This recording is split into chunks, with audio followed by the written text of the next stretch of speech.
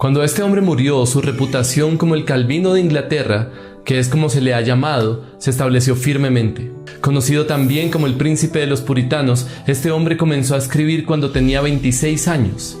A la postre se convertiría en un escritor popular y prolífico que en 41 años completaría más de 80 obras, muchas de las cuales se convirtieron en clásicos cristianos. Bienvenidos a este resumen de la vida de John Owen.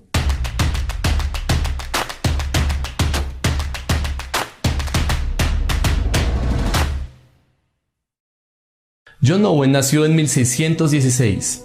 Creció en un hogar cristiano en un pequeño pueblo ahora conocido como Stadhampton, a unas 5 millas al sureste de Oxford.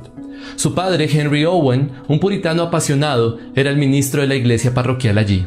A los 12 años, Owen fue enviado por su padre al Queen's College de la Universidad de Oxford. Allí obtuvo su título cuando tenía 16 años.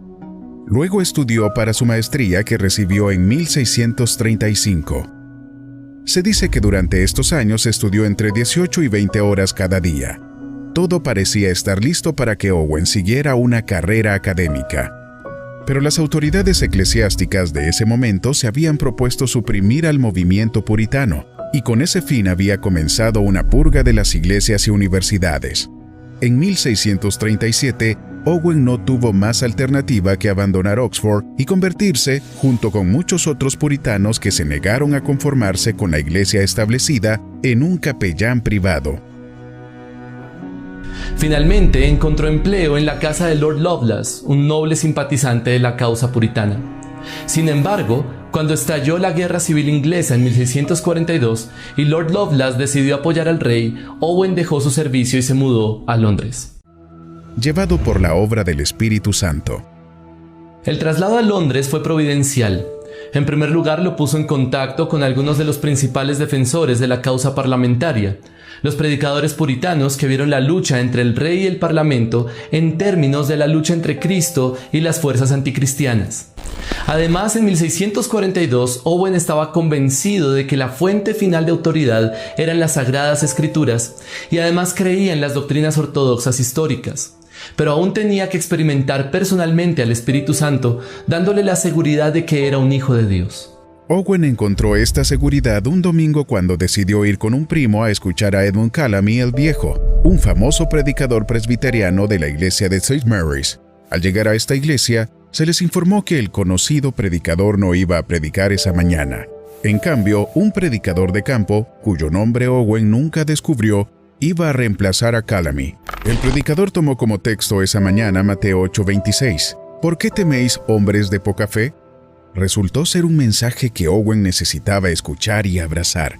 A través de las palabras de un predicador cuya identidad se desconoce, Dios le habló a Owen y eliminó de una vez por todas sus dudas y temores sobre si era realmente regenerado o no. Ahora tenía la certeza que había nacido de nuevo.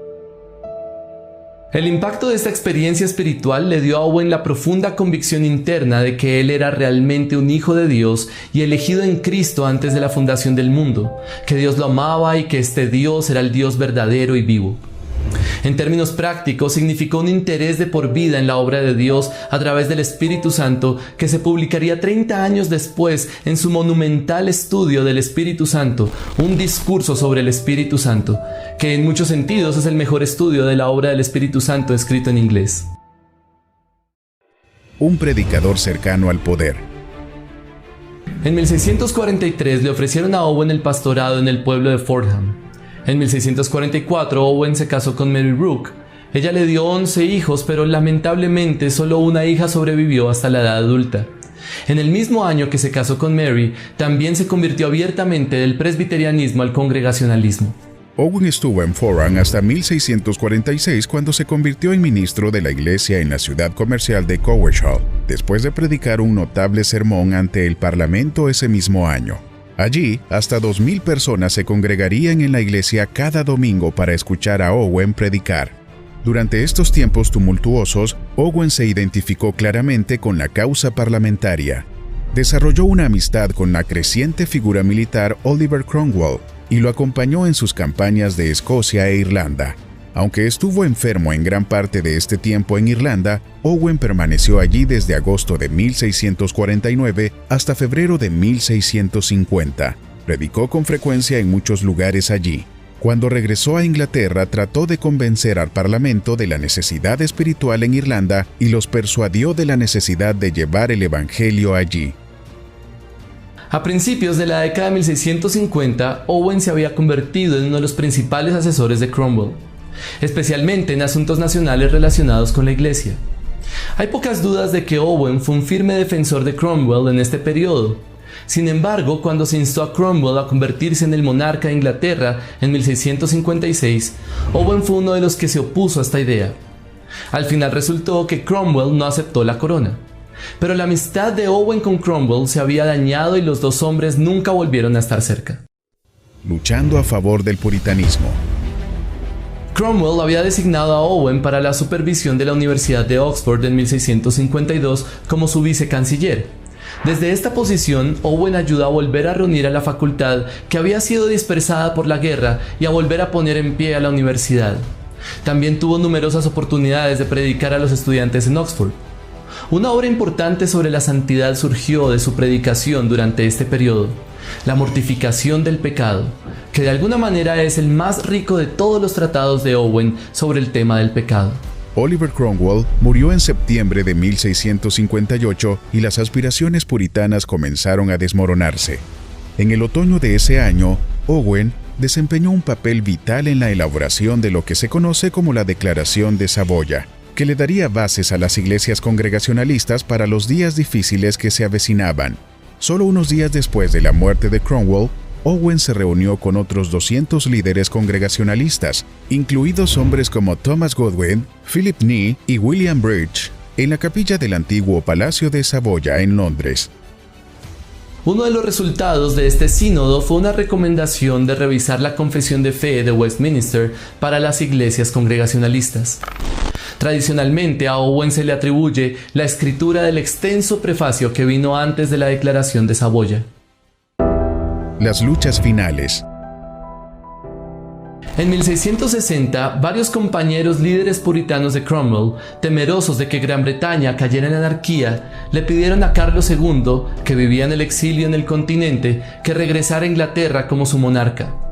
Los que llegaron al poder con el rey estaban decididos a que los puritanos nunca más volvieran a tomar las riendas de la autoridad política. Durante el reinado de Carlos y el de su hermano Jacobo II, la causa puritana fue salvajemente perseguida. Después de la Ley de Uniformidad de 1662, que requería que toda celebración religiosa se realizara de acuerdo con la Carta del Libro de Oración Común, todas las demás formas de culto fueron declaradas ilegales. Varios amigos cercanos de Owen, incluido John Bunyan, sufrieron multas y encarcelamiento por no cumplir con estas leyes. Aunque Owen fue protegido del encarcelamiento real por algunos amigos poderosos, llevó una asistencia precaria hasta su muerte. Una vez estuvo a punto de ser atacado por una multitud que rodeaba su carruaje. En un momento se sintió tentado a aceptar la oferta de un refugio seguro en Norteamérica cuando los líderes puritanos de Massachusetts le ofrecieron la presidencia de Harvard. Pero Owen sabía claramente dónde debía estar. Pero estos años también fueron de gran fecundidad literaria. Su exhaustivo comentario sobre la Carta a los Hebreos apareció entre 1668 y 1684. Un discurso sobre el Espíritu Santo se publicó en 1674 y una obra influyente sobre la justificación, la doctrina de la justificación por la fe, en 1677. Meditaciones y discursos de Owen sobre la gloria de Cristo fue escrito bajo la sombra de la muerte en 1683 y representa el testimonio moribundo de Owen sobre el valor y la alegría inigualables de vivir una vida para la gloria de Cristo. John Owen murió el 24 de agosto de 1683. Fue enterrado el 4 de septiembre en Bunhill Fields, en Londres, donde los cuerpos de muchos de sus compañeros puritanos fueron enterrados también. Su obra literaria final es una carta a un amigo cercano, Charles Fleetwood, escrita 2 días antes de su muerte. En ella le dijo a su amigo: «Estoy dejando el barco de la iglesia en una tormenta, pero mientras el gran piloto esté en él, la pérdida de un pobre remero será insignificante. Vive, ora y espera pacientemente y no te desesperes. La promesa es invencible de que nunca te dejará ni te abandonará. La contribución de John Owen. Con tanta diversidad de obsequios y con una biblioteca de obras tan grande, es difícil aislar una contribución de Owen que se destaque por encima del resto. Algunos lo han llamado el teólogo del teólogo, lo cual es memorable y apropiado. Pero el legado más completo de Owen es quizás mejor resumido por Joel Beeke y Randall Peterson en su maravillosa obra Meet the Puritans. La amplia gama de temas tratados por Owen, la perspicacia de sus escritos, la naturaleza exhaustiva de sus estudios doctrinales, la profundidad de su teología y la calidez de su devoción explican la gran estima que tiene entre los que conocen sus obras. Charles Spurgeon llamó a John Owen el príncipe de los puritanos. Muchos consideran que el pensamiento de Owen se puede comparar con el de Tomás de Aquino y Juan Calvino. Si es así, estaríamos ante uno de los más grandes teólogos sistemáticos del cristianismo y sin duda alguna ante el más grande teólogo puritano de Inglaterra. La relevancia teológica de Owen puede resaltarse en su énfasis teológico y práctico, combinados de una manera maravillosa. Owen era ante todo un pastor y su teología buscaba ayudar espiritualmente a los creyentes de las iglesias en las que ejerció su ministerio. Una infinidad de pastores y teólogos evangélicos han sido influenciados por este teólogo puritano. Desde J.I. Packer y Martin Lloyd-Jones hasta Sinclair Ferguson, también influyó mucho en A.W. Pink y en el célebre mártir misionero Jim Elliot. ¿Y tú, qué piensas? ¿Crees que la profundidad teológica y la sensibilidad espiritual pueden convivir juntas? ¿De qué forma crees que el amor por las Escrituras nos puede impulsar a servir al Señor con mayor fervor? ¿Cuáles fueron los aspectos de la vida de John Owen que más te han inspirado?